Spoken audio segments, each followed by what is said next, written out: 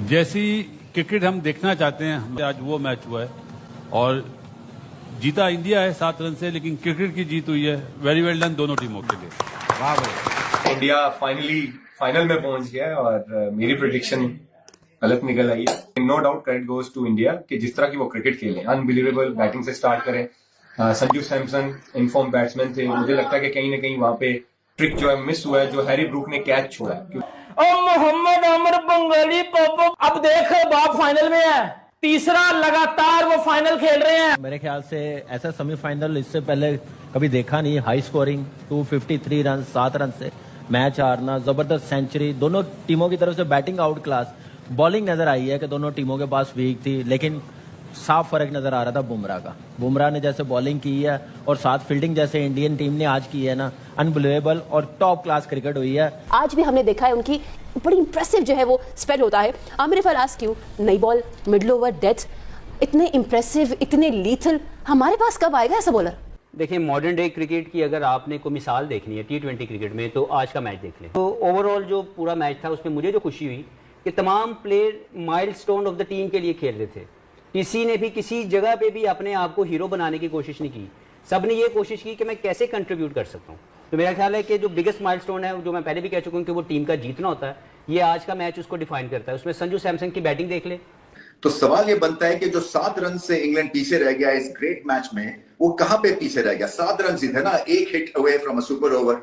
Fielding, Bharat की fielding unbelievable थी। पहले तो अक्षर पटेल का ब्रुक का कैच पीछे भागे 24 गज के करीब, कैच लिया ब्रेथ टेकिंग। फिर उसके बाद विल जैक्स का कैच, वो छक्का हो सकता था, उन्होंने गेंद दुबे को दिया, एक ग्रेट टीम एफर्ट था, वो छक्का लग सकता था। फिर तिलक वर्मा ने जो कैच लिया बाउंड्री पे, वो भी 1 आधा इंच का फर्क था, वो भी 6 था।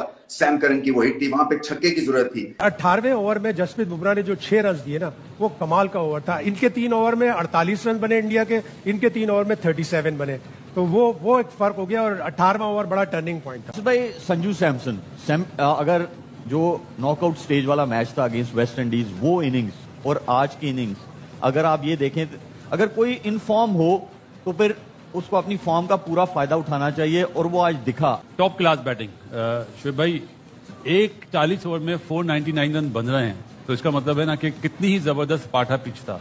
और बॉलर की पिटाई हुई है, जोफ्रा की भी पिटाई हुई है, वहां से वरुण चक्रवर्ती की भी पिटाई हुई है। बैट्समैनशिप डोमिनेशन वाला मैच था आज, लेकिन इंडिया को क्रेडिट जाता है कैप्टनसी और उनकी फील्डिंग। जो कैप्टनसी में उसने 16वां ओवर बुमराह से करवाया, 18वां ओवर कराया, उसने मैच को बिल्कुल ही वन साइड कर दिया। मैं लास्ट ओवर पे तो आना ही नहीं चाह रहा कि 22 रन बने डूबे के, लेकिन जो 16वां ओवर और 18वां ओवर करा, वो ब्रिलियंट कैप्टनसी। और मेरा ख्याल है मेरा man of the match Bumrah है, दिया गया है उसको संजू सैमसन को। अगर आप ओवरऑल मैं इसको देखूं तो जो अक्षर पटेल के दोनों कैच थे, वो दोनों ही मैच विनिंग कैच हुए हैं। एक तो ब्रूक्स का, और फिर सेट बैट्समैन खेल रहे थे विल जैक्स। अगर विल जैक्स वहां पे आउट ना होते तो मुझे लगता है 1 ओवर पहले चेज हो जाता।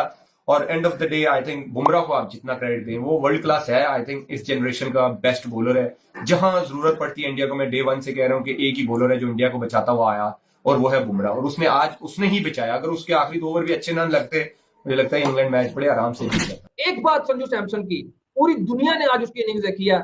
उस बंदे ने पर्सनल माइलस्टोन की तरफ जाता तो सना भाई वो बहुत आराम से 120, 125, 130 कर सकता था। वो बंदा 80 प्लस के ऊपर खड़ा है, 89 के ऊपर, 11 रन रह गए थे उसके, ठीक है जी। उसने शॉट वैसे ही खेले हैं।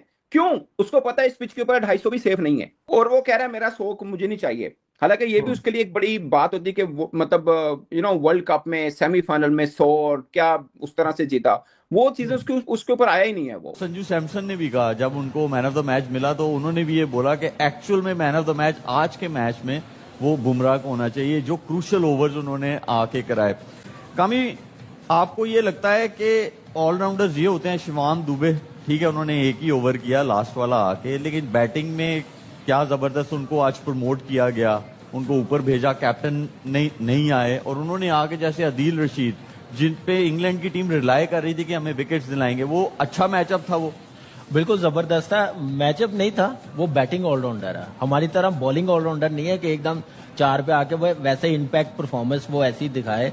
और एक्सीलेंट डिसीजन, और आदिल रशीद को अंडर प्रेशर किया। अगर दुबे वहां पे ना आता तो शायद उसको 40 के बजाय 30 रन होते, रन कम हो जाते, एक आधी विकेट और ले जाता।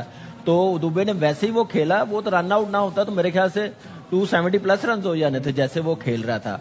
लेकिन ये है कि बुमराह की जैसे बॉलिंग है, विल जैक्स का जो कैच वहां पे टर्निंग पॉइंट मैं समझता हूँ। ठीक है, संजू का कैच निकला, संजू तो आज पहले ओवर में ऐसे ही आया था कि जैसे कैलकाटा में 97 पे नेट आउट था ना, वहीं से उसने स्टार्ट किया, जीरो से नहीं किया। ऐसी फॉर्म लग रही थी और फॉर्म कितनी ब्लेसिंग है वो उसका पूरा फायदा उठा रहा है। तो बैटिंग क्लास नजर आई है दोनों टीमों की तरफ से, लेकिन बॉलिंग का जो आप कह रहे हैं फर्क नजर आ रहा है, सिर्फ फर्क देखें क्वालिटी है। क्वालिटी बुमराह के पास भी है ना, इसी बीच पे उसने बॉलिंग की है, ओवर करके दिखाए हैं ना, किस पे वो कामयाब रहा। 16वां और 18वां ओवर यॉर्कर की है उसने।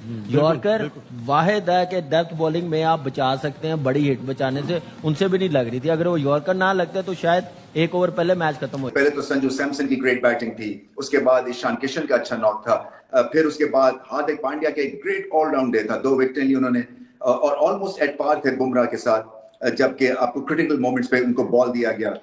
फिर उसके बाद इनकी फील्डिंग अच्छी थी, बैटिंग बुरी नहीं की हार्दिक पांड्या ने, और ओवरऑल अगर आप देखें तो वीक लिंक नहीं था भारत का। होता है ना कि बॉलिंग में कहीं ना कहीं आपको एक वीक लिंक मिल जाता है, वो ठीक है, चक्रवर्ती की धुनाई हुई है, वो हो जाती है एक आधे मैच में, हालांकि उनके 2-3 मैच ठीक नहीं गए हैं, बट एनीवे वो किसी पे तो हमला होना था ना, तो थोड़ा सा टेम्परमेंट और इनको रॉक सॉलिड करना है। इनको ऐसे लगता है जैसे इन पे जब चौके छक्के लगते हैं तो बिल्कुल सहम से जाते हैं, इनकी शक्ल से नजर आता है। तो मगर ओवरऑल अगर आप देखें तो यही क्वालिटीज हैं जो कि भारत को फाइनल में लेके गई हैं, और अब रेड हॉट फेवरेट है। अहमदाबाद में कहां ये हारने वाले हैं, फाइनल हो ही नहीं सकता। पहले से मैं प्रिडिक्ट आपको करके बता रहा हूं। नहीं देखते इस तरह के कैचेस, मुझे मत दिखाओ, मैं अपना मुंह छुपा रहा हूं क्योंकि मैं नहीं बर्दाश्त कर सकता। मतलब पूरी इसकी बॉडी अक्षर पटेल में हैरी ब्रोक, साले तूने हमारे सामने तो 100 मार दी थी, रियासती आदमी, तू हमारे सामने 100 मार के जा रहा है। वो पाकिस्तानी हमें आने देता, तू आगे हम ही कुछ मामला कर लेते, तू हमारे सामने 100 मार के आगे निकल गया। हमने बोला चलो यार इंग्लैंड का कप्तान बड़ी टीम है, इंडिया को दे देगी वो यार। अक्षर पटेल और बुमराह ने पहली बॉल करी और क्या ही यार खतरनाक। हार्दिक और बुमराह ने तो कैसे जा सकते हैं ये लोग फाइनल के अंदर दूसरी दफा, यार कैसे जा सकते हैं। बाशिद भाई, हमेशा जो है ये डिबेट चलती रहती है संजू सैमसन पे, जो उसने 2 इनिंग्स खेल दी है ना, एक चेजिंग में और एक पहले बैटिंग करके, इनक्रेडिबल इनिंग्स, मतलब words are less to praise both the innings.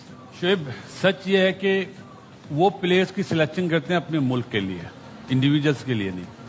जैसे अभी इंटरव्यू आपने दिखाया कि मैं किस